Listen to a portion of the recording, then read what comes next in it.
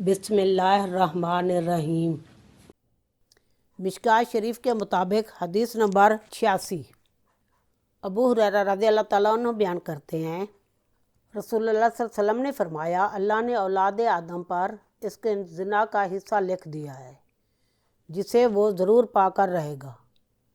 آنکھ کا زنا دیکھنا، زبان کا زنا بولنا جبکہ نفس تمنا اور آرزو کرتا ہے، اور شرمگاہ اس کی تصدیق و تکذیب کرتی ہے۔ اور مسلم کی روایت ہے، اللہ نے ابن آدم پر اس کے زنا کا حصہ لکھ دیا جسے وہ ضرور پا کر رہے گا۔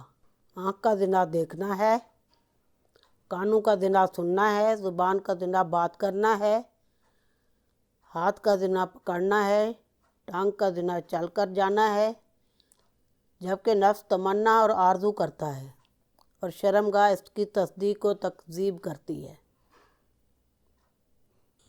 متفق علیہ صحیح بخاری شریف حدیث نمبر 6612 اور حدیث نمبر 6243۔ صحیح مسلم شریف حدیث نمبر 20/2657۔